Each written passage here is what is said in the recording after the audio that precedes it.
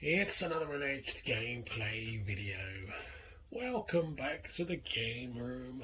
Super Breakout on the Atari Flashback.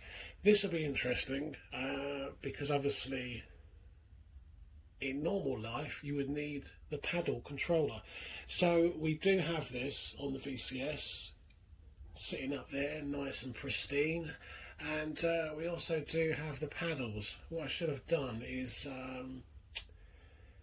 be interested to see if you plug the paddles in, if they're compatible. So maybe I'll do that at some point, but let's give it a go. Probably going to be unplayable with just a joystick. This probably was the very first game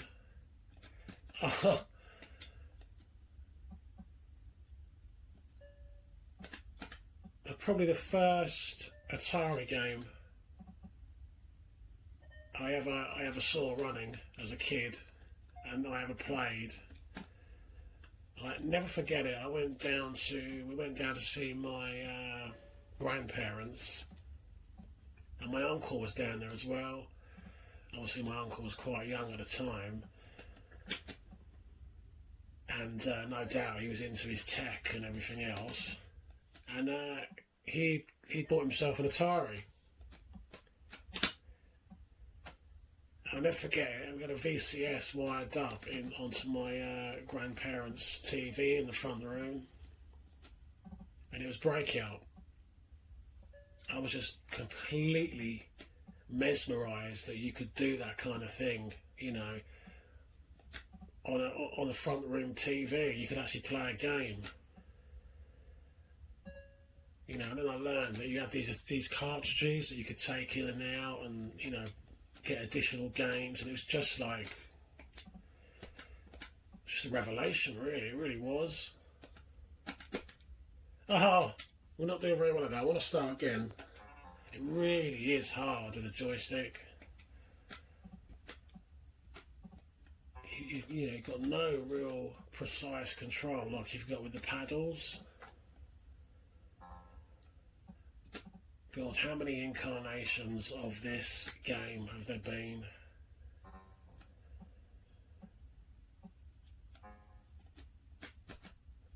Not happy with the emulation of the Flashback. Many of the games on here have issues with the audio. I thought it might have something to do with my actual Flashback, but it's not. And this is my point, really. The whole subject of emulation. It can be the smallest, most subtle things that a game does or doesn't do on emulation that you pick up on.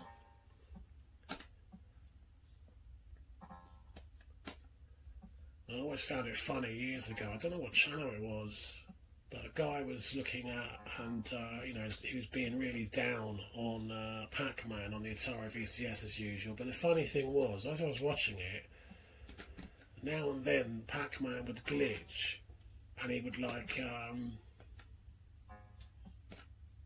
he would almost flip over to another lane, if that makes sense. He'd go through the wall, and this guy was judging his whole experience of Pac-Man on the Atari VCS by playing it on, I think it was called a TV Boy back then. I think so. And having played Pac-Man on the VCS a lot, it does not do that. The original game does not do that.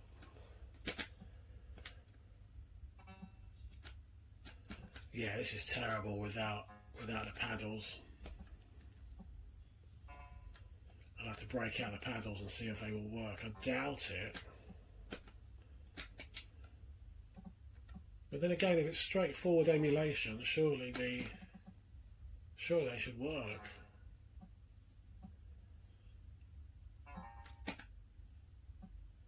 At least try and get to the top, can't we? So yeah, after that fateful night and my grandparents. I obviously badgered my mum and dad enough. I ended up getting an Atari for Christmas, and that's possibly one of my all-time favourite presents. And a hobby that stayed with me ever since. There's not many things you can say that about really, to be honest with you. And there you go.